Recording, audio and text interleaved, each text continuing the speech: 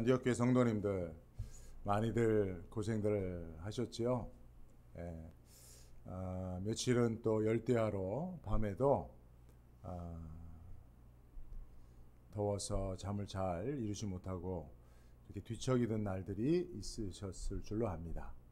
저도 그랬으니까요. 그러나 또 여름이 더워야 또 환경에도 좋고 또 우리가 여름을 여름답게 보낼 수 있는 것 아닌가라는 생각을 하고요.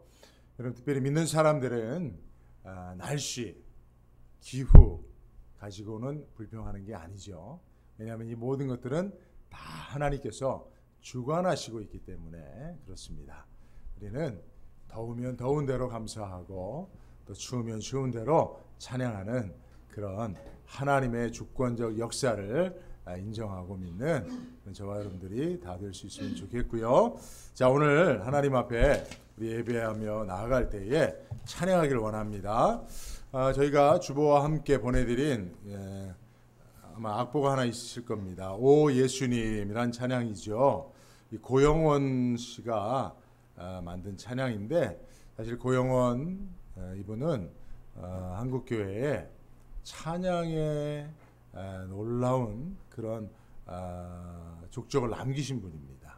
이분의 찬양을 통해서 또 많은 교회들이, 많은 성도들이, 특히 젊은이들이 하나님 앞에 또 찬양의 은혜를 받고 또 헌신을 다짐하고 그런 일들이 있었는데요. 아마 이 찬양은 제가 알기로는 1987년도에 그렇게 발표된, 벌써 30년이 넘은 찬양이죠. 오랫동안 한국교회에서 그 이후에 불려지면서 지금도 자주 불려지는 찬양 중에 하나입니다.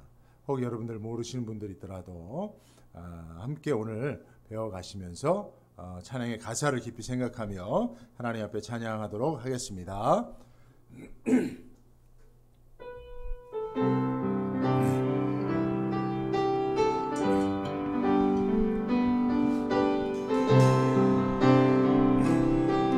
오 예수님 내가 옵니다. 오 예수님 내가 옵니다. 못 박히신 십자가 앞에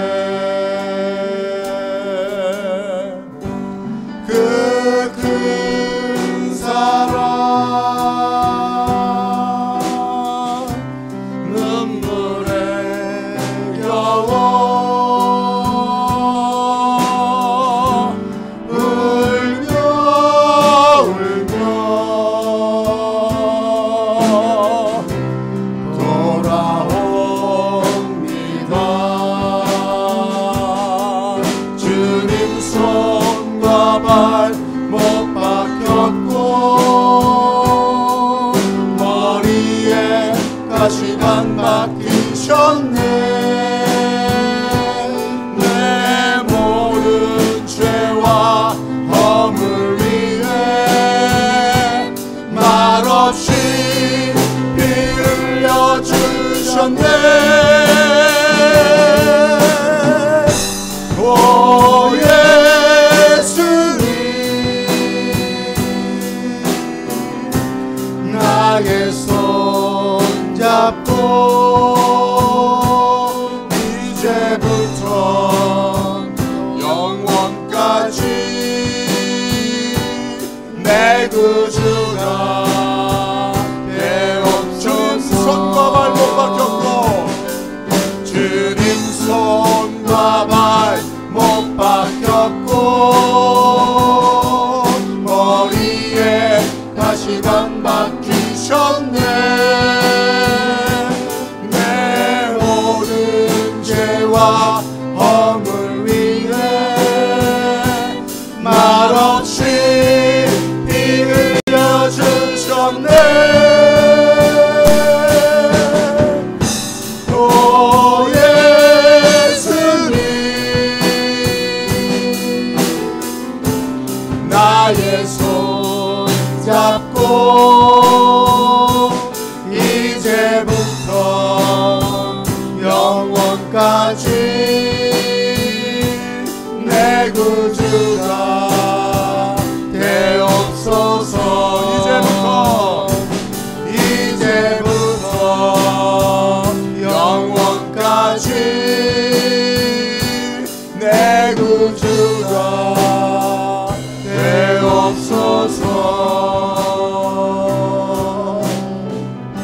우리 한번 다 같이 하나님 앞에 예배하기 앞서 기도하며 나가겠습니다.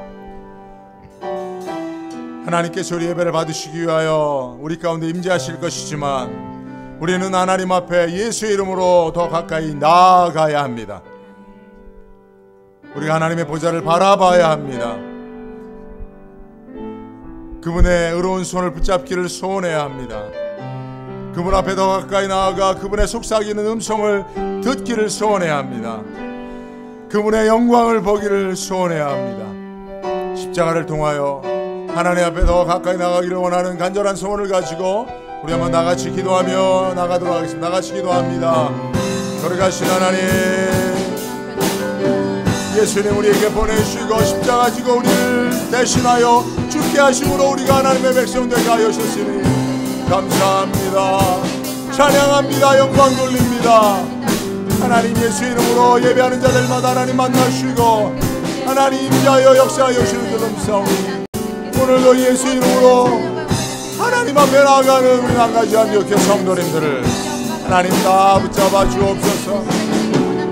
우리 예배를 받아 주옵소서. 예배가 하나님 앞에 영광되게 하여 하나님 각 처소에서 예배하는 자들 한 사람 한 사람 만나주시고 참으로 하나님이 기뻐하시는 신령과 진정한 예배가 그들의 몸과 마음이 드려짐으로 하나님 앞에 연락될 수 있도록 인도하여 주옵소서. 거룩하신 하나님 감사합니다. 예수 그리스도의 십자가를 통하여 구속하여 주신 것도 감사한데 날마다 우리 예배를 받아주시기 위하여 친히 찾아오시고 임재하여 주시니 더욱 감사를 드립니다. 하나님 오늘도 사랑하는 우리 남가주 안디옥교회 성도들이 각자의 처소에서 삶의 현장에서 하나님 앞에 온라인으로 예배합니다. 그러나 하나님은 어느 곳에나 계시고 또한 각자의 심령에까지 친히 찾아와 함께하여 주시는 임마누엘의 하나님을 믿습니다. 오늘도 우리 남가주 안디옥교회 성도들의 예배 가운데 각 처소 가운데 삶의 현장에 임재하여 주시고 그곳에서 그들을 만나 주시고 예배하는 자들을 축복하여 주시고 예배를 통하여 우리의 모든 상처가 위로를 받게 하시고 모든 고민과 고통이 십자가 앞에 내려놓게 되어지게 하시고 십자가를 통해서 주시는 부활하신 예수님의 하늘의 평강이 우리 마음을 주장하는 복된 시간이 되게 하여 주옵소서. 하나님께 몸과 마음을 드려 예배하오니 영광 받아주시기를 간절히 소원하옵고 예수님의 이름으로 기도드리옵나이다. 아멘. 전능하사 천지를 만드신 하나님 아버지를 내가 믿사오며 그 외아들 우리 주 예수 그리스도를 믿사오니 이는 성령으로 잉태하사 동정녀 마리에게 나시고 본디오 빌라도에게 고난을 받으사 십자가에 못 박혀 죽으시고 장사한 지 사흘 만에 죽은 자 가운데서 다시 살아나시며 하늘에 오르사 전능하신 하나님 우편에 앉아 계시다가 저리로서 산자와 죽은 자를 심판하러 오시리라. 성령을 믿사오며 거룩한 공예와 성도가 서로 교통하는 것과 죄를 사하시는 것과 몸이 다시 사는 것과 영원히 사는 것을 믿사옵나이다. 아멘. 찬송가 330장 찬양 드리신 후에 우리가 예배를 위해서 한 번 더 기도하고요. 또 코로나로 고통당하고 있는 많은 성도들뿐만 아니라 또 이 시대를 살아가고 있는 그런 이웃들을 위해서 기도해 주시고요. 또 우리 교회들을 위해서 많은 교회들이 어려움을 겪고 있다고 들었습니다. 저희 교회를 위해서도 뿐만 아니라 특별히 한국교회 또 이민교회를 위해서 함께 기도하고 특별히 여러분 말씀이 들려지는 들을 귀 있는 자가 되게 해달라고 착하고 좋은 마음 되게 해달라고 우리 찬양 드리신 후에 함께 통성으로 기도하는 시간을 갖도록 하겠습니다.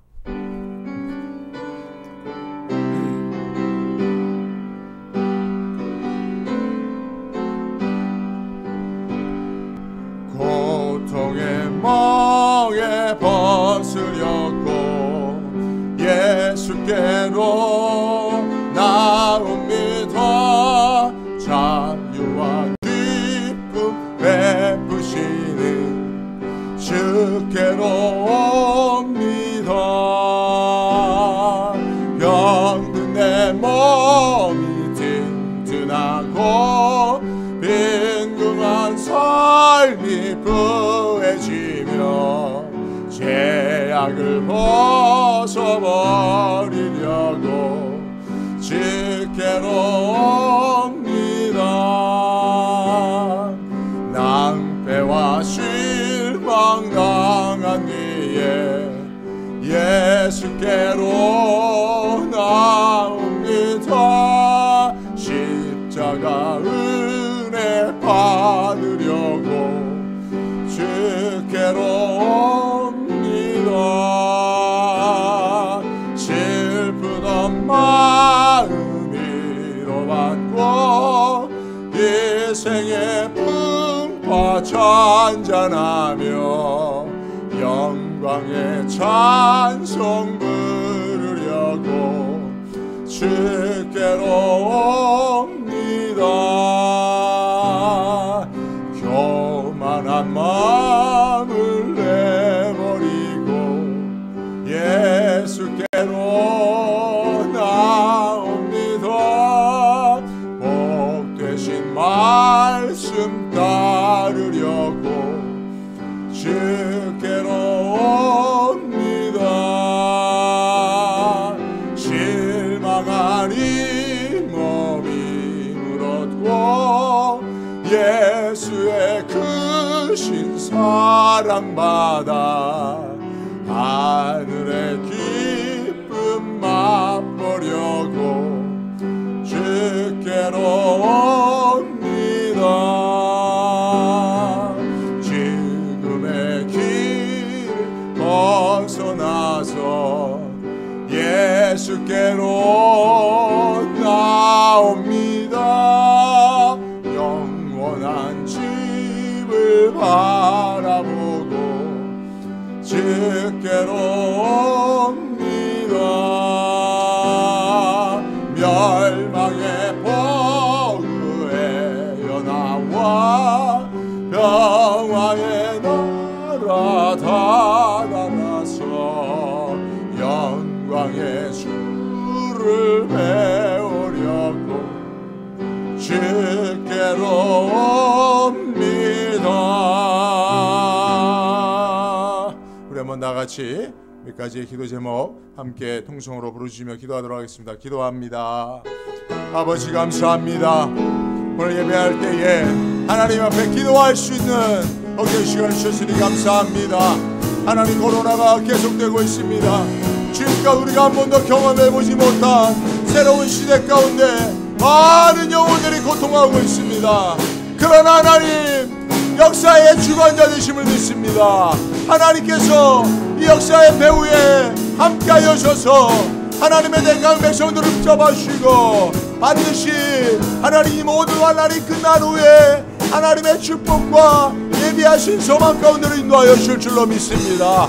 사랑으로 나가지 않는 역성도들이 믿음으로 인내할 수 있도록 인도하여 주옵소서. 현장 예배 가운데 함께하지 못하지만 하나님 이번 기회에 그들의 가정이, 그들의 삶의 현장이 하나님 앞에 예배하는 예배 처소로 거룩한 성전으로 변화될 수 있도록 주여 우리를 사용하여 주옵소서. 특별히 이웃들의 아픔과 고통을 돌아볼 수 있는 주여 성도들의 삶이 되게 하여 주옵소서. 하나님의 주일날 한번 예배에 나와 드리는 예배보다 하나님 월요일부터 토요일까지 삶으로의 예배를 더욱 소중히 여기며 하나님 앞에 주여 신령과 진정으로 예배하는 주여 너의 몸을 하나님 기뻐하시는 거룩한 산제사로 드리라 말씀하신 말씀을 따라 예배하는 우리 성도들이 다 될 수 있도록 인도하여 주옵소서. 하나님, 코로나로 많은 이웃들이, 많은 사업장들이 어려움을 당하고 있습니다. 지켜 주옵소서. 인내할 힘을 주옵소서. 소망을 주옵소서. 뿐만 아니라 많은 교회들이 어려움을 당하고 있습니다. 주여 교회들을 살려주시고 하나님을 의지하고 믿음으로 승리할 수 있도록 이번 기회에 성도들이 교회를 더 깊이 사랑하고 내 가정과 내 몸처럼 아끼고 돌볼 수 있는 주여 교회 사랑, 하나님 사랑을 실천하는 하나님 우리 성도들이 될 수 있도록 인도하여 주옵소서.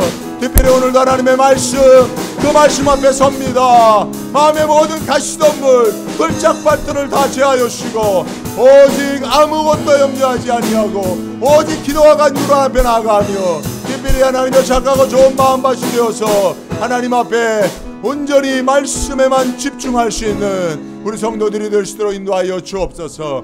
말씀이 능력임을 믿습니다. 말씀에 하나님의 마음과 생각과 계획이 담겨 있음을 믿습니다.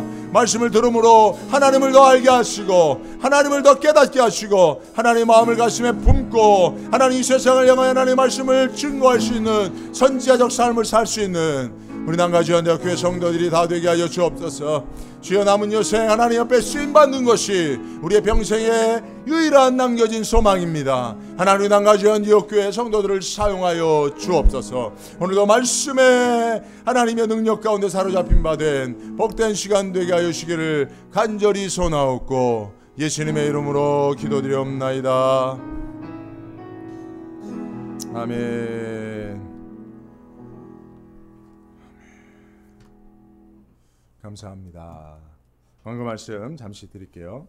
여러분 기도에는 여러 가지 이제 방법과 형태들이 있는데 이렇게 통성으로 또 함께 기도하면요 한 5분만 기도해도 막 속이 시원해지는 것 같아요. 그다음 10년 묵은 채증 이런 거 있잖아요.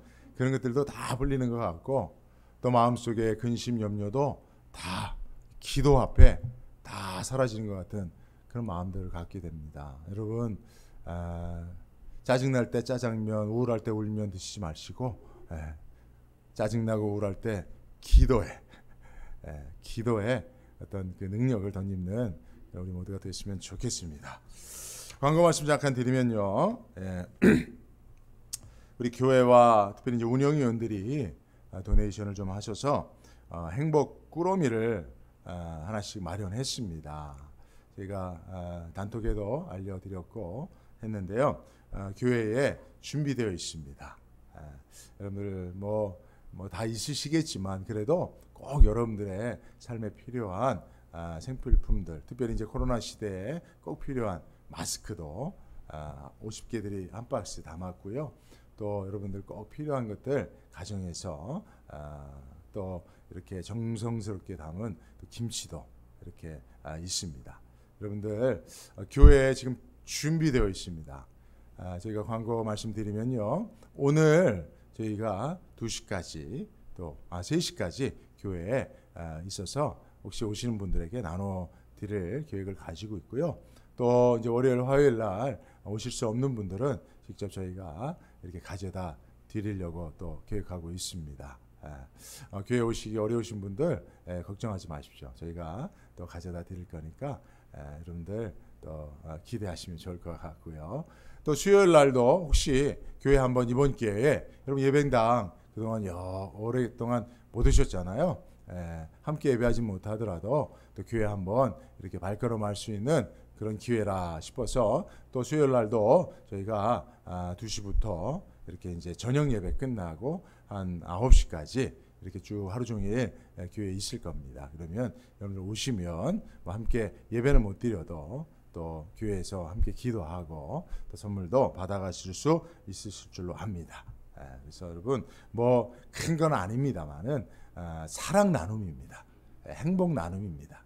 그래서 여러분들도 작은 것이지만 또 이렇게 나눔을 받고 또 이웃에게 여러분들의 사랑을 나눌 수 있는 그런 계기가 되시면 좋겠다 라는 생각에서 준비했으니까 여러분들 난 필요 없다 하지 마시고 또 이번 기회에 그 사랑 나눔의 기쁨으로 참여하시는 여러분들 되시면 감사드리겠습니다. 저희가 찬양 하나 하고 또 이번에 이제 성경 읽기표를 보내드렸습니다. 여러분 이거 나중에 교회 가져다 주시면 또 많이 읽으신 분들 시상도 할 마음도 있습니다만은 사실은 그게 목적은 아니지요. 여러분들이 또 코로나로 교회도 잘 나오지 못하시는 가운데 가정에서 오래 계시니까 여러분들 성경 읽는 좋은 기회 아닙니까? 저도 말씀을 묵상하는 좋은 기회라고 삼고 그렇게 하고 있는데요. 여러분들도 성경을 좀 많이 읽는 그런 여러분들 되시면 좋겠고요. 눈이 침침하고 또 어두우신 분들은 듣는 성경도 있습니다. 이제 핸드폰이 너무 좋아져 갖고요. 앱을 깔아서 성경 앱을 깔아서 틀어놓으면 저절로 성경이 이렇게 들려집니다. 여러분들 그 옆에다 놓고 그냥 듣고 계셔도 성경을 많이 읽으시는 것과 같은 효과를 누리실 수 있습니다. 그래서 여러분 읽으시면 여기다 체크해서 나중에 또 현장 예배가 오픈이 되면 그때 교회에 가지고 오시면 좋을 것 같습니다. 예, 또 저희가 사실은 이제 찬양을 여러분들 새 노래로 찬양하라는 말씀이 있죠. 그래서 하나님은 찬양의 사역자들을 통해서 이 시대의 새로운 노래들을 많이 우리에게 허락하여 주십니다. 그래서 우리가 그거를 좀 잘 배워서 새 노래를 배워서 새 노래로 찬양하는 것이 상당히 중요하거든요. 그래서 혹 여러분들 가운데 좀 내가 요새 들어보니까 참 좋은 찬양이더라. 이전엔 잘 몰랐는데 새롭게 좋은 찬양 이렇게 발견한 것 있으면 공유해 주십시오. 저한테 연락 주시거나 우리 단톡에 올려주시면 저희가 그것도 인쇄해서 성도님들에게 나눠서 함께 우리 새 노래를 좀 배워가면서 찬양할 수 있는 그런 시간도 가졌으면 좋을 것 같습니다.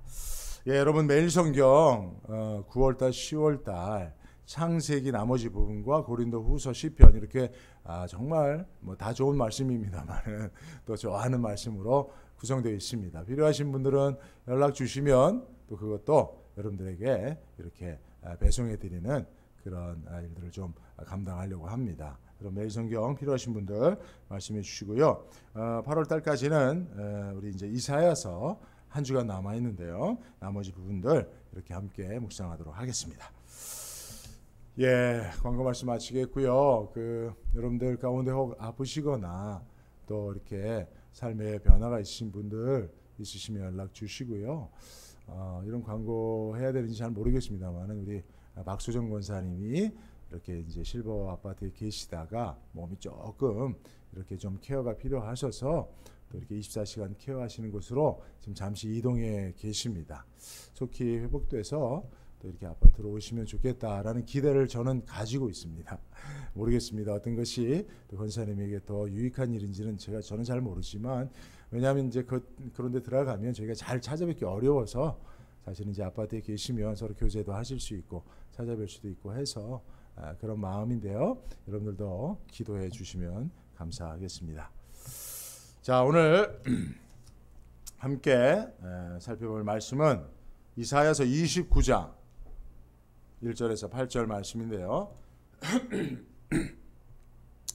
한 절씩 교독으로 읽도록 합니다. 제가 1절 읽습니다. 슬프다 아리엘이여 아리엘이여 다윗의 진친 성읍이여 연분연 절기가 돌아오려니와 내가 빌경 너 아리엘을 괴롭게 하리니 내가 슬퍼하고 애곡하며 내게 아리엘과 같이 되리라. 내가 너를 사면으로 둘러 진을 치며 군대로 너를 애우며 대를 쌓아 너를 치리니 내가 낮아져서 땅에서 말하며 내 말소리가 나지기 티끌에서 날 것이라. 내 목소리가 신접한 자의 목소리같이 땅에서 나며 내 말소리가 티끌에서 지껄거리리라. 그럴지라도 내 대적의 무리는 세미한 티끌 같겠고 강포한 자의 무리는 불려가는 겨 같으리니 그 일이 경각간에 갑자기 이를 것이라. 만군의 여호와께서 병력과 지진과 큰 소리와 회리바람과 폭풍과 맹렬한 불꽃으로 그들을 징벌하실 것인즉 아리엘을 치는 열방의 무리 곧 아리엘과 그 보장을 쳐서 곤곡해 하는 모든 자는 꿈같이 밤의 환상같이 되리니 함께요. 줄인 자가 꿈에 먹을지라도 깨면 그 속은 여전히 비고 목마른 자가 꿈에 마셨을지라도 깨면 곤비하며 그 속에 갈증이 있는 것 같이 시온산을 치는 열방의 무리가 그와 같으리라. 아멘. 잠깐 땀을 닦고요. 자, 오늘 본문 말씀 통해서 슬프다 아리엘이여 라고 하는 제목으로 말씀을 전하도록 하겠습니다. 제목 한번 같이 따라합니다. 슬프다 아리엘이여. 예. 자, 이 제목을 가지고 본문 속에서 하나님 우리에게 어떻게 말씀하시고 우리는 하나님에 대해서 무엇을 더 알 수 있을지에 대해서 여러분 관심을 좀 가지시고 말씀에 귀를 기울이시기를 바랍니다. 예. 평상시에 지극히 정상적이고 상식적으로 행동하는 어떤 사람이 갑자기 이상한 말을 하고 이상 행동을 한다면 사람들은 저 사람이 왜 갑자기 저러지? 뭐 다른 일이 있나? 라고 생각할 거예요. 그죠? 의문을 가지고. 그죠? 그리고 그런 행동을 하는 사람들의 이상 행동에는 뭔가 그가 가지고 있는 메시지가 있을 것이다 라는 그런 생각을 하게 되지 않습니까? 그죠? 갑자기 그런 행동을 한다면. 실제로 제가 어렸을 때 우리 아이들을 이제 키울 때 우리 이제 큰애가 낳고 이제 둘째하고는 2살 터울이에요. 근데 큰애가 워낙 그 좀 밝고 명랑해요. 그래서 제가 이렇게 데리고 다니기 참 좋았어요. 아빠 하면서 그냥 머리 양쪽 갈래로 떼어서 데리고 다니면 정말 그때 생각하면 저도 막 행복했는데, 근데 얘가 갑자기 그 밝고 명랑하던 애가 어느 날부터 우울증에 걸린 것처럼 아이가 웃지도 않고 우울해지는 거예요. 이상 행동을 보이는 거예요. 큰애가. 도대체 왜 그런가? 왜 그런가? 제가 갑자기 왜 저런 이상 행동을 하지? 라고 궁금했어요. 왜 그랬는지 아세요, 여러분? 둘째가 태어나서 그랬어요. 우리는 뭐 아이를 뭐 낳고 키워본 경험이 없잖아요. 그죠? 이게 경험이라는 게 참 중요하더라고요. 큰애가 이제 자기가 혼자 있을 때는 엄마 아빠가 자기만 바라보잖아요. 이 둘째가 나면 엄마가 뭐 갓난아기니까 2시간에 한 번씩 젖 물려야 되고, 그죠? 똥 싼 기저귀 매일 갈아줘야 되고 하니까 뭐 시간적으로 물리적으로 이렇게 관심이 거의 갈 수밖에 없어요. 그러니까 이 아이가 자기한테 오는 관심이 딱 끊어졌다고 생각해서 그런지 이상 행동을 하는 거예요. 근데 거기에는 어떤 메시지가 있었던 거예요? 이전처럼 나를 더 사랑해줘라고 하는 메시지가 있었던 거죠. 그러니까 여러분, 누군가가 평상시에 하지 않는 이상한 말과 이상한 행동을 하면 너 왜 이렇게 이상해 하고 짜증내지 마시고, 저가 뭔가 간절히 말하고 싶은 메시지가 있구나 라고 그렇게 바라봐 주셔야 하는 것입니다. 자, 오늘 성경을 보니까 하나님이 좀 이상하셔요. 하나님이 좀 이상하세요. 하나님이 이상한 말씀을 하시고요, 이상한 행동을 하세요. 왜 그러실까요? 하나님에게도 메시지가 있었던 거예요. 하나님이 정말 들어줬으면 하는 그런 말씀이 있었던 거예요. 생각이 있으셨던 거예요. 마음이 있으셨던 거예요. 여러분, 하나님께서 선지자들을 통해서 행위회원을 할 때 선지자들이 이상한 행동하게 하잖아요. 그죠? 벌거벗고 다니게 하시잖아요. 그죠? 머리카락을 잘려서 날리도록 하시고, 뭐 초상집에는 절대 못 가게 하고, 초상집에 가서도 울지 말라고, 이런 이상한 행동을 시키시는 이유가 뭡니까? 사람들이 저가 왜 저런 이상한 행동을 하지? 저가 하나님의 선지자니 뭔가 하나님의 특별한 메시지가 있지 않겠나라고 생각해 주길 바라는 거예요. 하나님께서 오늘 본문에서 우리가 볼 때 이상하게 여기는 행동과 말씀을 하시는 것은 우리로부터 그런 질문을 갖고 하나님 앞에 물어보라는 거예요. 하나님 왜 그러세요? 하나님 도대체 왜 이렇게 행동하세요? 라고 물으라는 겁니다. 여러분, 성경을 보면서 이런 질문을 가져야 돼요. 여러분, 이거 제 자랑 같지만 제가 사실은 설교를 준비를 하고요, 그리고 많은 시간을 이 본문을 가지고 설교한 설교자들의 설교를 많이 좀 듣습니다. 내가 한 설교가 특별히 어떤 좀 더 풍성하게 하기 위해서. 근데 안타깝게도 오늘 이사야서 29장 이 본문을 가지고 하나님의 마음을 제대로 읽어낸 설교자들이 없어 보이더라고요. 하나님 이상 행동을 하는 것에 대해서 간파를 아무도 못하는 거예요. 제가 볼 때는 하나님 너무 이상하거든요. 그 이상한 하나님의 말과 행동 속에는 분명한 하나님의 간절한 메시지가 있는 거거든요. 그래서 여러분, 우리 성경을 보면서 질문을 갖는 게 중요합니다. 그리고 하나님 앞에 묻는 것이 중요합니다. 그리고 하나님으로부터 그 이야기를 듣고자 하는 것이 매우 중요하다는 사실을 여러분 꼭 기억하시길 바라고요. 자, 1절을 보니까 하나님이 이렇게 말씀하십니다. 슬프다 아리엘이여 아리엘이여 라고 말씀하십니다. 근데 여러분, 이 아리엘이라고 하는 것은 사실은 이제 의미는 여러 가지가 있어요. 뭐 하나님의 사자 이런 뜻도 있고요. 그리고 성전의 제단이라고 하는 뜻도 있습니다. 근데 사실 오늘 본문에서 아리엘은 그 이어서 나오는 말씀, 다윗의 진친 성읍이여라고 하는, 그죠? 이게 병영대구적 그런 의미입니다. 그러니까 아리엘을 설명해 주는 거예요. 다윗의 진친 성읍이 아리엘이라고 여기서 쓰이고 있다는 거예요. 뭡니까 그럼? 예루살렘 성인 거예요.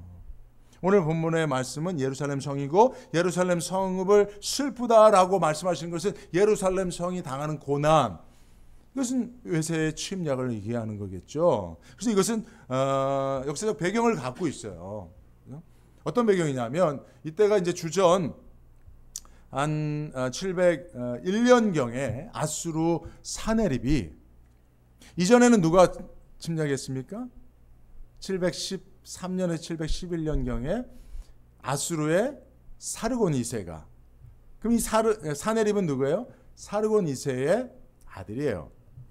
사르곤 2세가 소아시아 전투에서 전사합니다. 갑자기 705년경에. 그때 그러니까 아수르의 강력한 제국의 군주가 갑자기 죽는 거예요. 그러니까 아수르 제국 안에 약간의 혼란이 생기고 약간 빈틈이 생기잖아요. 그때 아수르의 지배를 받던 나라들이 어떤 생각을 할까요? 야, 이번 기회에 우리가 아수르의 손에서 좀 벗어나자 해서 반아수르 봉기가 또 일어납니다. 이전에 저희가 설교했던 713년에서 711년에 그때는 누가 총대를 맸어요?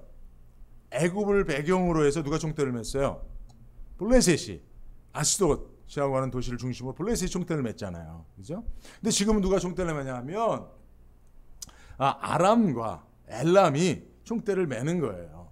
그래서 반아수르 봉기가 일어나고 여기에 히스기야가 한번 참여할까 해서 여기에 가담하게 되는 일이 있었던 것입니다. 이게 역사적 배경이에요. 그러니까 이거 우리 아버지가 통치했을 때는 꼼짝 못하던 놈들이 이제 내가 왕이 되니까 이것들이 나를 얕잡아보고 이게 반기를 들어 해서 사네립이 강력한 군대를 동원해서 정벌을 해버립니다. 아람과 엘람을 정벌해버리고요. 그리고 유다에 쳐들어오는 거예요. 히스기야 이놈, 네가 감히 나한테 반기를 들어 해서 예루살렘 성을 포위해서 예루살렘 성을 무너뜨리려고 하는 그 상황이 역사적 배경이에요. 그 상황을 하나님 보시면서 슬프다 아리엘이여, 슬프다 예루살렘 성이여, 내가 무너지게 되었도다 라고 그렇게 하나님 슬퍼하시는 애가를 부르시는 거예요. 근데 자, 뭐가 이상하냐면 2절과 3절을 보세요. 2절과 3절을 보면 내가 필경 너 아리엘을 괴롭게 하리니 내가 슬퍼하고 애곡하며 내가 아리엘과 같이 되리라. 내가 너를 사면으로 둘러 진을 치고 군대로 너를 에워 대를 쌓아 너를 치리. 누가 아리엘을 치시겠다는 겁니까? 여기서 내가는 누구예요? 1인칭 화자는 누구예요? 하나님이세요. 1절에 하나님이 슬프다 아리엘이여, 네가 침략을 받아서 멸망하게 되었구나 라고 슬퍼하시고 애가를 부르신 하나님이 2절 3절에는 내가 그랬다 이놈아, 내가 너희를 치는 거다 이놈아 라고 말씀하셔요. 이상하죠 여러분? 이상하지 않아요? 이상한 것을 이상하게 보지 않는 여러분이 이상한 거예요. 네. 농담입니다. 왜냐하면 요새 한국 교회가 비정상인 거예요. 근데 이것을 비정상으로 보지 못하고 정상으로 보는 그들이 비정상이라는 이야기를 많이 듣습니다, 제가. 그러니까 여러분, 지금 하나님이 이상한 거잖아요, 그죠? 그런 거잖아요. 누가 이렇게 맞아서 울고 있어요. 근데 아이고 불쌍해. 근데 알고 봤더니 내가 때린 거야. 그 미친 거 아닌가? 좀 이상한 거죠. 근데 하나님이 지금 그런 말씀을 하신다는 거예요. 왜요? 왜? 하나님이 이런 행동을 통해서 우리에게 말씀하시고자 하는 게 뭐냐 말이에요. 정답을 말씀드리면 세상은 교회를 절대로 무너뜨릴 수 없다는 사실을 하나님이 보여주기 위함이에요.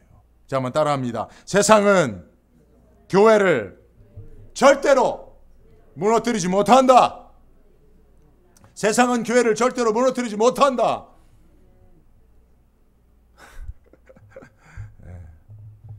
요새 더워서 잠들 잘 못 주무시죠? 피곤하시죠? 그래도 여기 좀 시원하니까 여러분들 시원한 곳에서 또 예배 드리고 계시죠? 편안하게 말씀을 들으시면 좋을 것 같습니다. 그래도 여러분 혹시 누워 계시고 그러지는 않겠죠? 그죠? 다리 뻗고 막 너무 편하게 계시지는 않겠죠? 하나님의 말씀을 듣는 데는 조금 그래도 우리가 너무 경직되지는 않더라도 하나님의 말씀을 듣는 그런 자세는 우리가 좀 갖추고 예배를 드렸으면 좋겠고요. 자, 여러분, 하나님이 이런 행동을 하시는, 이런 말씀을 하시는 이유는 세상은 교회를 절대로 무너뜨리지 못한다라고 하는 거예요. 그런데 여러분, 지금 이스라엘 백성들은 성전이 교회예요. 그리고 성전을 품고 있는 예루살렘 성이 교회예요. 그죠? 그런데 이 성전이 지금 무너지게 된 거 아닙니까? 그런데 하나님께서 이런 이사행동을 하시면서 말씀하시는 게 뭐라고요? 세상은 성전을, 교회를 절대로 무너뜨리지 못한다라는 말씀을 하고 계시다는 거예요. 왜요? 그 무슨, 이게 좀 약간 아이러니하지 않습니까? 지금 무너지고 있는 그 예루살렘, 그 성전을 보고 하나님께서 도리어 이 말씀을 하시고 계시다는 거예요. 하나님의 이 이사행동이 어떻게 이런 강력한 하나님의 선포일 수 있냐라고 하는 것이죠. 여러분, 성전은, 교회는 하나님이 임재하시는 곳이니 세상을 창조하신 하나님이 임재하시는 그 성전을 이 세상 그 무엇이 무너뜨릴 수 있겠습니까? 불가하죠. 아멘이죠. 그죠? 그런데 그 성전이, 그 예루살렘이 무너졌다면 누가 한 거예요? 누가 한 거예요? 이 세상에 오직 성전을 무너뜨릴 수 있는, 교회를 무너뜨릴 수 있는 한 분은 하나님밖에 없는 거예요. 그래서 하나님이 내가 했다라고 말씀하시는 거예요. 근데 이 말씀을 세상에게 말씀하시는 거 아니에요. 하나님의 백성 이스라엘들에게 말씀하시는 거예요. 왜요? 이스라엘 백성들이 잘못된 신앙 가지고 있었어요. 여러분, 이거 잘 깨달아야 합니다. 오늘 우리가 하나님이 이렇게까지 이상행동을 하시면서 이 메시지를 선포하시는 이유가 이스라엘 백성들을 일깨우시기 위함이에요. 이거는 오늘날 우리에게도 잘못된 신앙이 있다는 거예요. 있을 수 있다는 거예요. 이스라엘 백성들은요, 성전에 하나님이 계시면 절대로 그 성전은 외세의 침략을 받아 무너질 수 없다고 믿었어요. 사실입니다. 그리고 그 성전을 품고 있는 예루살렘 성은, 유다 민족은 절대로 멸망하지 않는다고 믿었어요. 근데 그 믿음은 좋은 거예요. 사실이에요. 실제로 하나님이 성전에 임재하고 계시면 그 누구도, 그 이 세상의 어떤 것도, 어떤 세력도 무너뜨릴 수 없습니다. 자, 그런데 이스라엘 백성들이 그러면 성전에 하나님이 계셔야만 하잖아요. 그래야 우리가 보호를 받다고 믿잖아요. 예루살렘 성이 안전하다고 믿는 거 아니에요. 아무리 아수르 군대가 쳐들어와도 우리는 하나님으로부터 보호를 받을 수 있다라고 믿는 거잖아요.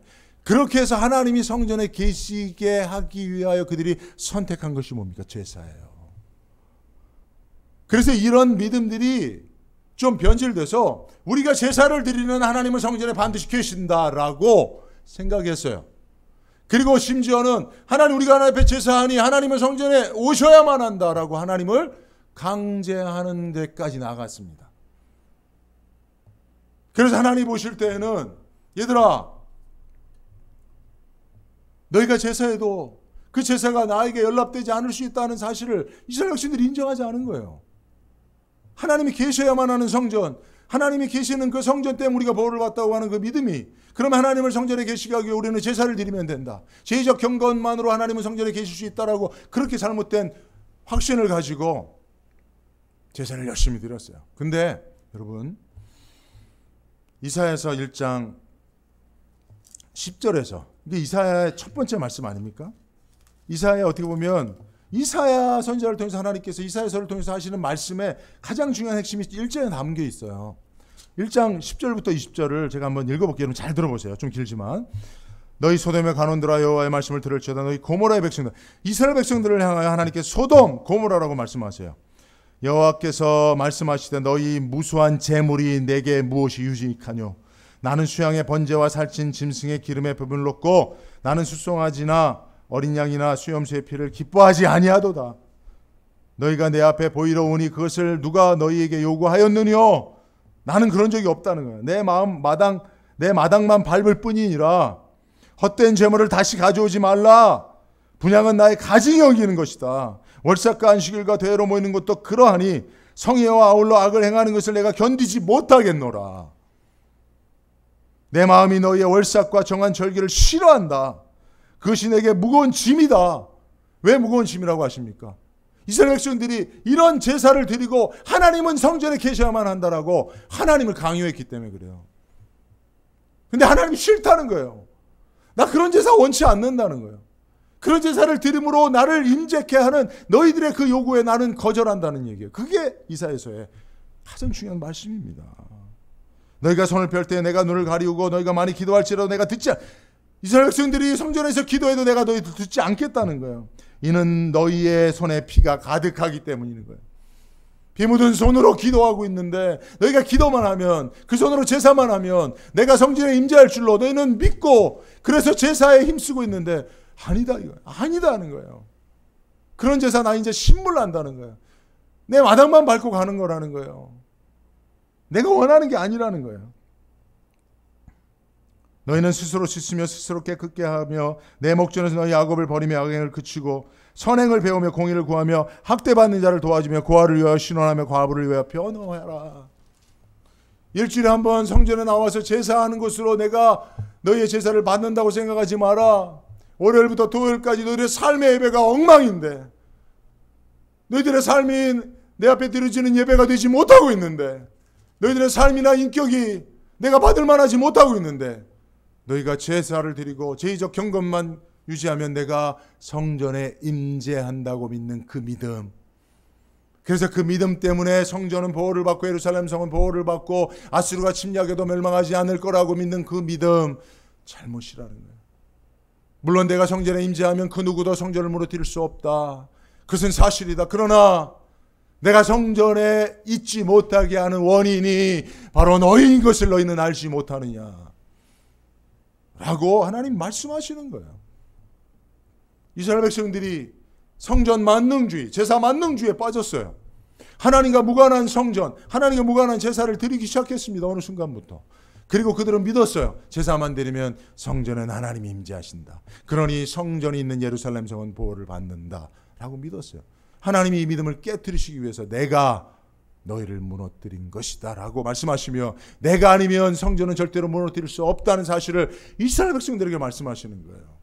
그러나 너희의 무너짐은 사실은 세상이 아니라 아수르가 아니라 바벨론이 아니라 세상이 아니라 너희 자신이라는 사실을 말씀하고 있는 거예요.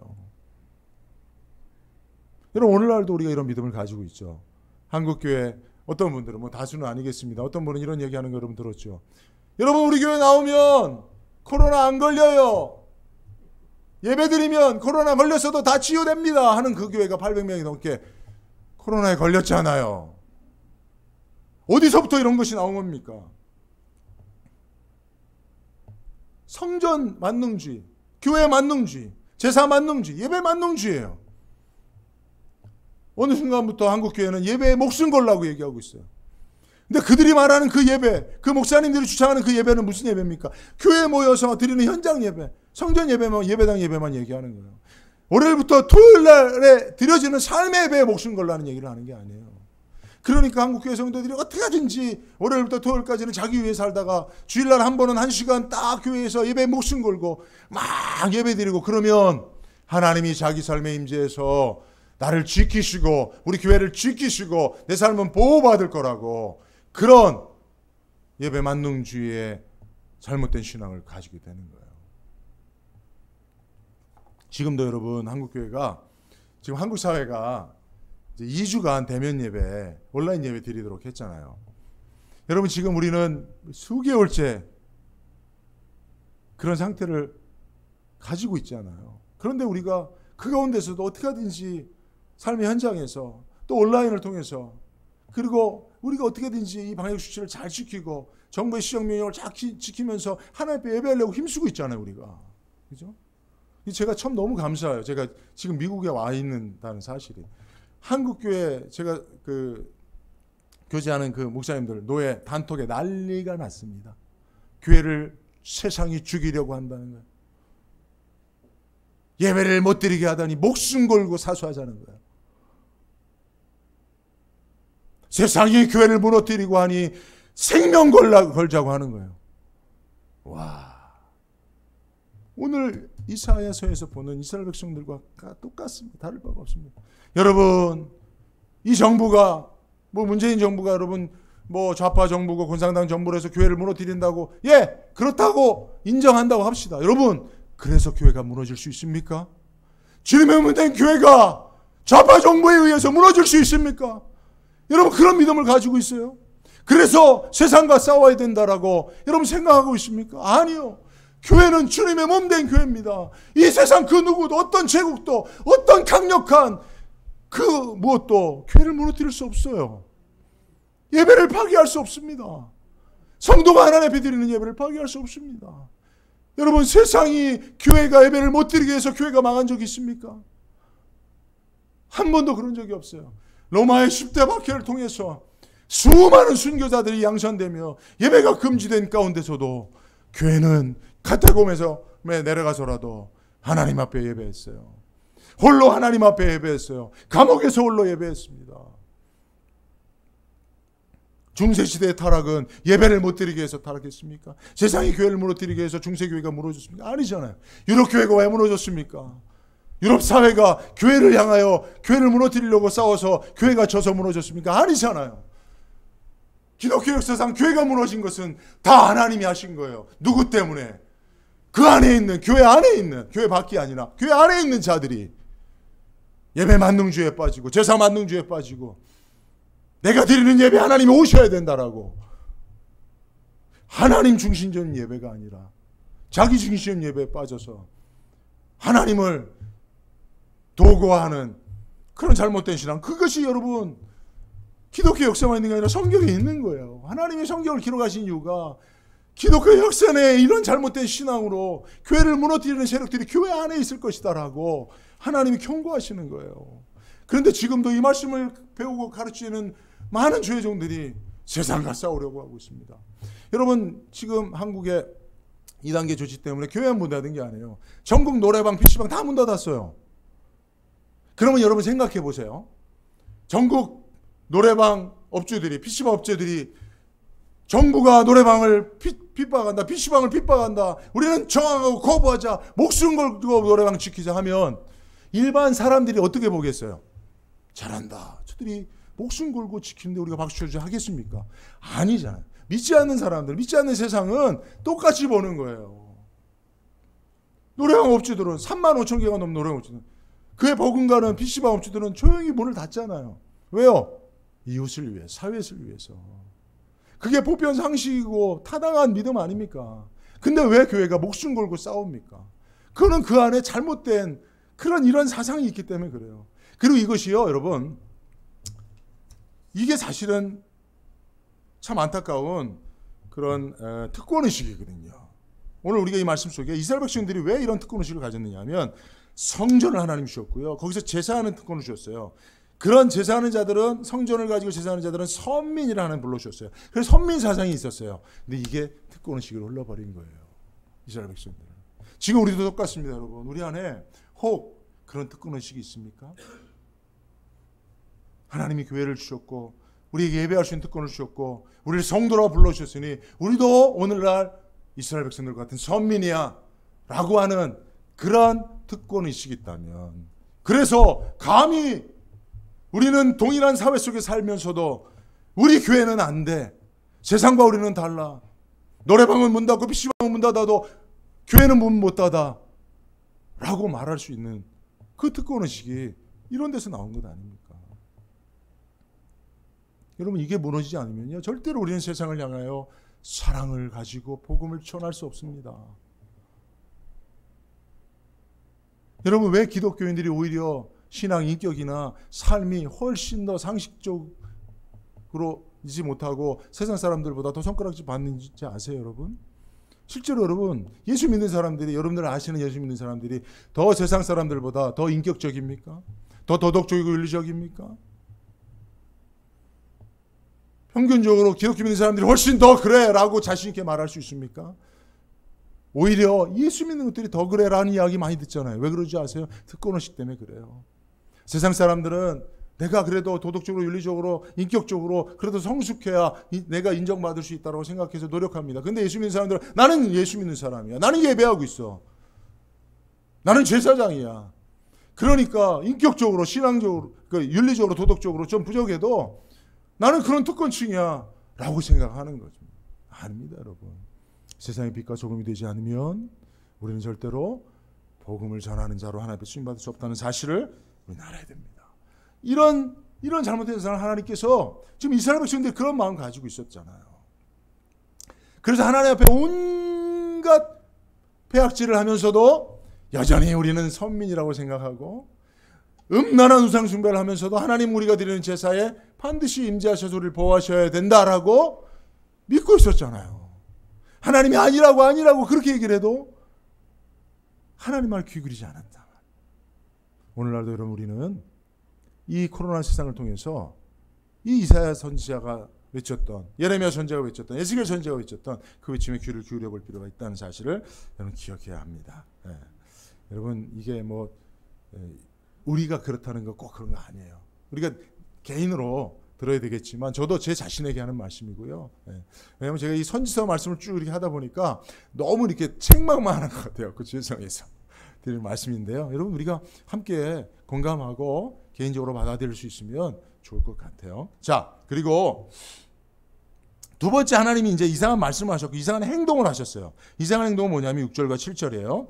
만군의 여호와께서 병력과 지진과 큰 소리와 회리바람과 폭풍과 맹렬한 불꽃으로 그들을 징벌하실 것인즉 아리엘을 치는 열방의 무리 곧 아리엘과 그 보장을 쳐서 궁극케 하는 모든 자는 꿈같이 밤의 환상같이 되리니 라고 말씀하세요. 여러분 보세요. 1절에서는 슬프다 아리엘이여 네가 침략을 받아 무너지게 됐구나 라고 슬퍼하신 하나님이 2절 3절에는 내가 그랬다. 내가 이방을 도구로 삼아서 너희를 친 거다 라고 말씀하시고 바로 또 6절 7절에는 그들을 내가 징계하겠다라고 말씀하시는 거예요. 야, 종잡을 수 없죠. 그죠? 하나님 이랬다 저랬다 하죠. 예측 불허의 하나님으로 하나님 아마 혈액형이면 죄송합니다. 여러분 이거 세상 풍설이에요. AB형이실 거다. 아마 이렇게 얘기하실 분도 있어요. 혹시 AB형이신 분들은 죄송합니다. 제가 AB형을 비하하는 건 절대 아니고. 근데 하나님께서요. 실제로 지금 그렇게 하나님을 예측할 수 없는 분으로 당신 자신을 드러내십니다. 사실은 하나님 그런 분은 아니거든요. 그죠? 하나님은 예측 가능하신 역사를 하시는 분이잖아요. 그죠? 근데 하나님은 오늘 본문에서 그렇게 행동하세요. 왜요? 거기에도 하나님의 메시지가 있는 거잖아요. 뭡니까? 하나님의 주권을 인정하고 순종하는 믿음을 가르치시기 위함이에요. 여러분 이사야서 7장 여러분 기억하십니까? 하나님께서 이사야 선지자를 통해서 아하스 왕에게 징조를 구하라. 그러면 내가 너에게 말씀하겠다. 네가 물으면 난 다 대답하겠다라고 그렇게 아하스 왕에게 얘기했지만 아하스 왕이 뭐라고 말합니까? 나는 하나님께 묻지 않겠습니다. 나는 하나님께 궁금한 게 없어요. 라고 얘기했어요. 왜 그랬을까요? 역사의 위기 상황 가운데, 국가의 위기 상황 가운데 왜 왕이 하나님이 무엇인지 물어보면 내가 너에게 솔루션을 주겠다, 대답해 주겠다라고 말씀하시지만 나는 하나님께 물을 게 없어요 라고 얘기했습니까? 그것은 하나님을 예단했고 그리고 하나님의 뜻을 알아도 난 지킬 마음이 없는 교만 때문에 그런 거예요. 이스라엘 백성들이 하나님에 대한 예단을 가지고 있었어요. 하나님이 이렇게 하면 이렇게 할 것이라고 그렇게 생각했어요. 그래서 하나님이 이렇게 하면 이렇게 반응할 거야라고. 그래서 여러분 흔히 우리가 쓰는 그 비유처럼 자판기에 돈 넣으면 딱 우리가 원하는 거 나오는 것처럼 하나님 그렇게 여기고 있었어요. 그러니 굳이 물어볼 게 없는 거예요. 어떠한 상황에서도 이렇게 하면 하나님이 이렇게 할 거라고 생각하고 예단하고 하나님의 뜻이나 그 당시 상황에서의 하나님의 마음 관여하지 않았어요. 깊게 생각하지 않았습니다. 그리고 그 마음을 안다 할지라도 지킬 마음도 없었던 교만이 있었기 때문에 그래요. 오늘 본문의 13절에 보면 여호와께서 이렇게 말씀하셨다. 이 백성이 입으로는 나를 가까이 하고 입술로는 나를 존경하나 마음은 내게서 멀리 떠나 있다. 그들의 신앙은 사람의 가르침과 규정에 얽매여 있다는 거예요. 입술로는 하나님을 존경한다고 합니다. 그러나 마음은 존경할 마음이 없어요. 왜요? 하나님의 뜻이 궁금하지 않으니까. 나는 이미 하나님이 어떤 분이라고 그냥 배웠기 때문에 이미 다 하나님을 알고 있다고 생각해요. 하나님이 어떻게 역사하실 거라고 다 예단하고 있는 거예요. 그러니 묻지도 궁금하지도 않은 겁니다. 그래서 하나님께서 오늘 이렇게 예측 불허의 하나님처럼 역사하시는 거예요. 네가 예측할 수 있느냐 나를? 네가 나의 역사를 예단할 수 있느냐? 그럴 수 없다는 거예요. 그것을 하나님 가르쳐주고 싶은 거예요. 여러분 성경의 토기장의 비유에 중요한 교훈이 뭡니까? 도기장이가 어떤 도기는 깨부수고 어떤 도기는 귀하게 쓸 수 있는 권한이 있다는 것 아닙니까? 야곱은 선택하고 위해서는 버릴 수 있는 권한이 토기장이신 하나님께 있다는 거 아닙니까? 그러니까 우리는 그분 앞에 그분의 주권을 인정하고 상황 문제마다 하나님의 뜻을 구해야 되는 것 아니에요. 물어야 되는 것 아닙니까? 성경에서 가장 중요한 게 뭡니까? 하나님 앞에 묻느냐 묻지 않느냐의 차이 아닙니까? 여호수아서에서 승리할 수 있었던 비결은 하나님 앞에 물었던 전쟁은 승리했어요. 다윗이 승리할 수 있었던 비결은 하나님 앞에 묻고 전쟁했을 때 승리하게 했습니다. 그러나 아무리 강력한 군대가 있어도 하나님 앞에 묻지 않으면 하나님이 그들을 패배케 했단 말이에요. 그것이 중요한 거예요, 여러분. 전쟁은 경험과 지혜로 하는 것 아니에요. 힘으로 하는 것 아니에요. 하나님의 뜻으로 하는 거예요. 하나님 앞에 묻고 그분의 뜻대로 하면 세상에서 승리하지 못할 전쟁이 없는 거예요. 근데 묻지 않는 겁니다. 우리도 똑같습니다. 왜 하나님 앞에 묻지 않습니까? 하나님 이럴 분이라고 우리는 예단하고 있기 때문에 그래요. 내가 기도하면 하나님 들으실 거라고 속단하고 있기 때문에 그래요. 우리가 예배만 잘 드리면 하나님 축복하실 것이라고 확증하고 있기 때문에 그래요. 지금 나를 향하여 하나님이 가지고 있는 생각, 이 세를 향하여 하나님의 마음 필요 없어요. 나는 이미 하나님에 대해서 다 알고 있기 때문에. 그런데 성경을 보면 성경이 무슨 뜻인지 이해도 못하고 있는 분들이 그런 마음을 가지고 있다는 거죠. 한 10년, 20년, 30년 신앙생활하면 그쯤 신앙에 대해서 다 알고 있다고 생각하는 그런 오판이 있는 거예요. 그래서 하나님이 예측 불허의 하나님으로 역사하는 겁니다. 나에게 묻지 않으면 내 뜻을 알 수 없다라는 것이죠. 내 마음을 알 수 없다는 것입니다. 이것이 오늘 본문에서 하나님께서 이상한 행동을 하시고 예측 불허의 이상한 말씀을 하시는 행동과 말씀을 하시는 이유입니다. 왜냐하면 선지자를 통해서 아무리 벌거벗겨서 얘기해도 듣지 않으니까 하나님께서 이상한 말씀과 행동을 통해서 충격적으로 이스라엘 백성들에게 다가가시는 거예요. 그러나 그럼에도 이스라엘 백성들 어떻게 했습니까? 결과를 우리는 알고 있죠. 하나님 이상하다라고 여기고 말았어요. 아니요, 이상하다고도 생각 안 했어요. 그냥 하나님이 어떻게 세상 말로 난리를 펴도 그냥 하나님은 관심 없는 거예요. 내가 드리는 제사, 내가 예배만 잘 드리면 되는 거예요. 내가 생각하고 있는 신앙 안에서 문제 없다고 생각하면 되는 거예요. 하나님은 상관없는 거예요, 여러분. 그러니까 여러분, 우리가 믿는 신앙이 하나님과 무관한 신앙일 수 있습니다. 저도 옛날에 어머니를 따라 불교 다니면서 불경 한 번도 읽어본 적이 없어요. 그냥 내가 생각하는 그 믿음을 가지고 신앙생활 한 거예요. 석가모니, 나무관샘, 보살 무슨 의미인지도 모르고 그냥 주문해듯이 그러고도 신앙생활 잘 할 수 있습니다, 여러분. 저희 어머님도 열심히 그렇게 절에 다니며 불공 드리면서 석가모니를 믿는다고 믿었어요. 근데 석가모니가 누군지 뭐 하는지 아무도 몰라요. 필요 없죠, 그냥. 내가 필요해서 믿는 신이 그가 석가면 석가인 였던 거죠. 여러분, 기독교 안에도 그럴 수 있습니다. 하나님이 어떤 분인지, 그분이 지금 무슨 생각을 가지고 있는지, 그분이 나에게 무슨 말씀을 하려는지 여러분 이거 궁금하시지 않습니까? 지금도 하나님이 살아 역사하신다고 믿는다고 우리가 고백하지만 그분의 마음으로는 나를 존경하지만 입술로는 존경한다고 하지만 마음은 간염하지 않는 거예요. 한 집에 살지만 아빠가 무슨 마음을 가지고 무슨 생각을 가지고 엄마가 어떤 마음의 상처와 아픔과 고통과 눈물이 있는지 자녀들이 신경 안 쓰는 거예요. 엄마 아빠 존경해, 고마워 말은 하지만 그런 것과 똑같은 거예요. 그래서 오늘 하나님께서 이 말씀을 하시는 거죠. 시간이 많이 돼서 결론을 맺도록 하겠습니다. 그러면 우리가 오늘 본문 말씀 속에서 하나님이 이 두 가지 우리에게 말씀하신다고 한다면 우리는 어떻게 되느냐? 그러면 여러분 우리는 일단 첫째는 예배를 잘 드려야 됩니다.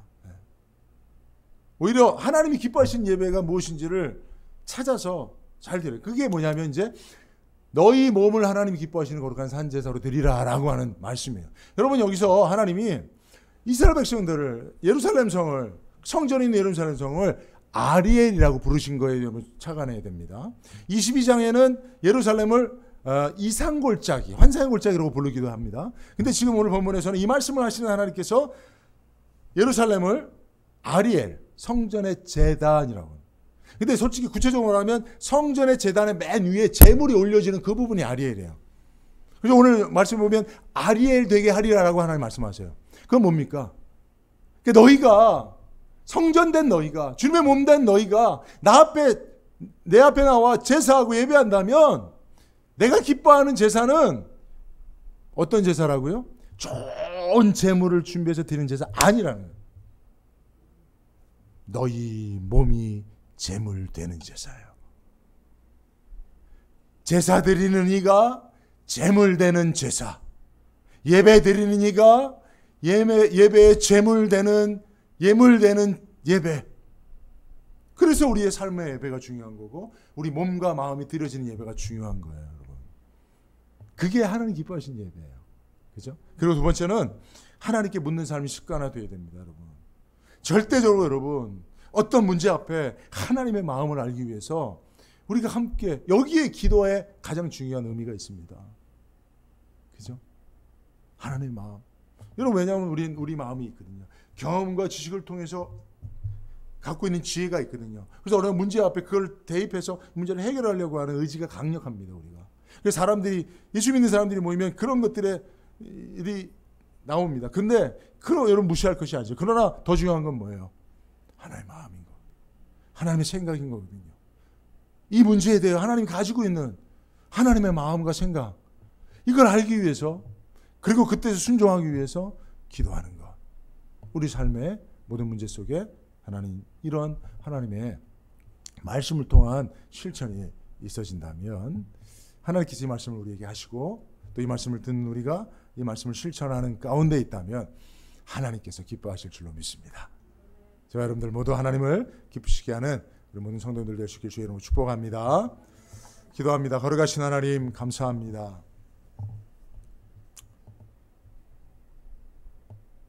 하나님께서 교회를 지켜주시겠다고 말씀하셨고 역사 가운데 그 세상의 그 무엇도 주님의 몸된 교회를 무너뜨릴 수 없었음을 알게 하시니 감사합니다.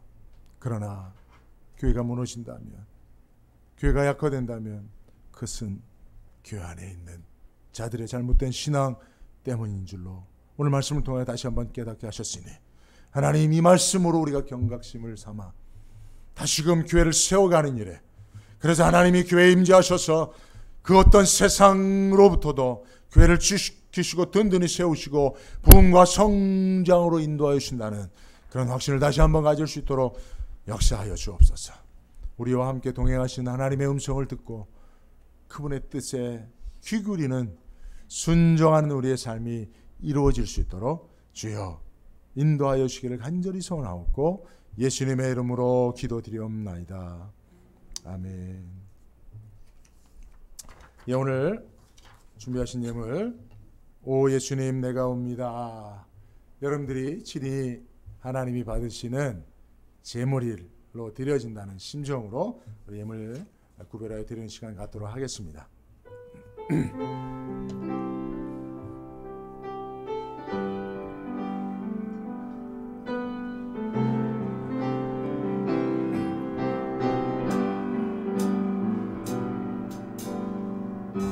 오 예수님 내가 옵니다.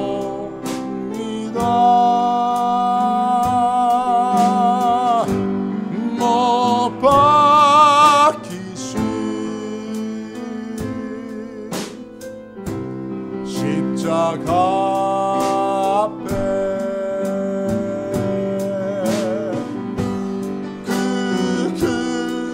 사랑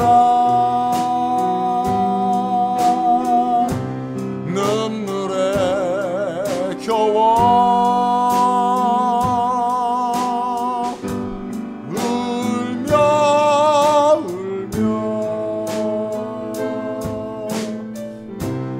돌아옵니다. 주님 손과 발 못 박혔고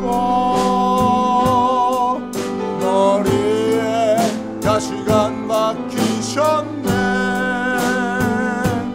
내 모든 죄와 허물 위해 말없이 흘려주셨네.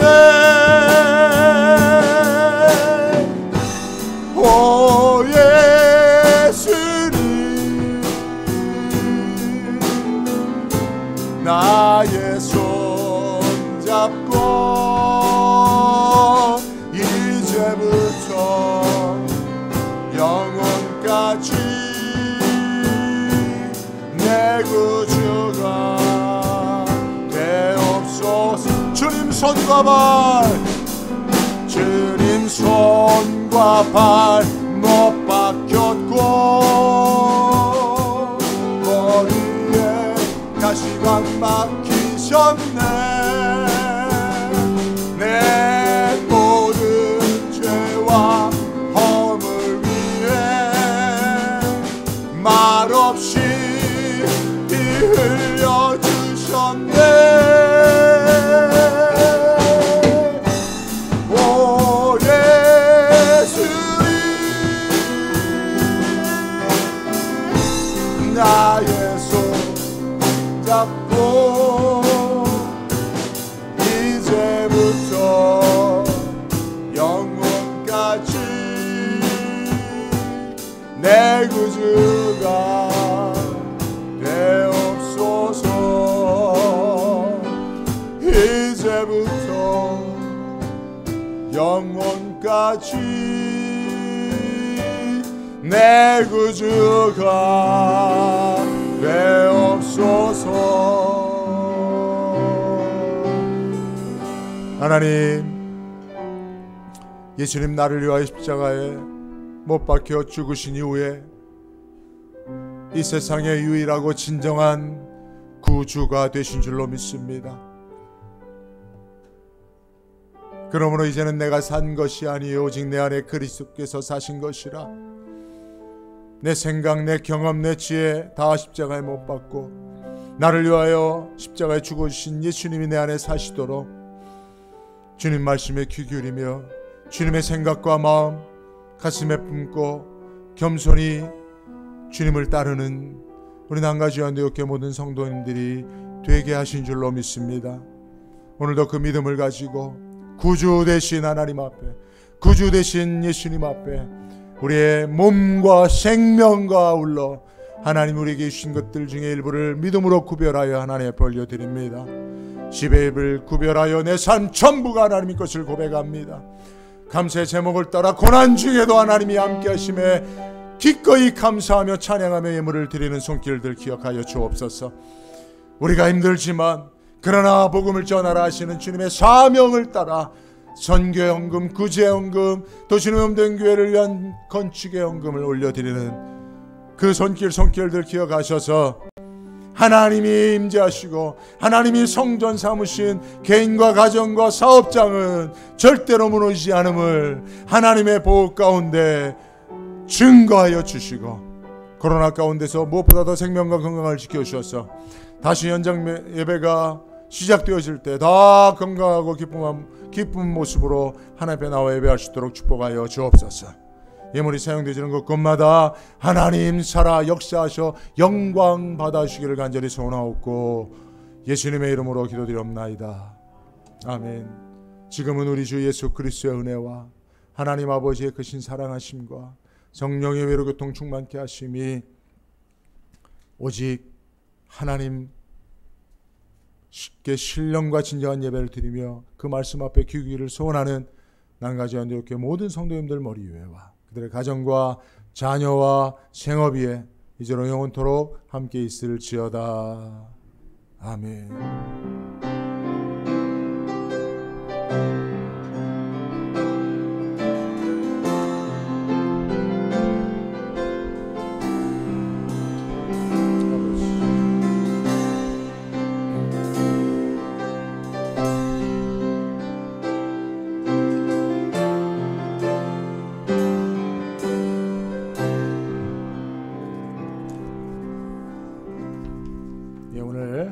이상으로 예배를 마쳤습니다. 한 주간도 말씀 안에 승리하시고 또 건강하시고 행복하시다가 또 예배 현장에서 다시 만나 뵙도록 하겠습니다. 감사합니다.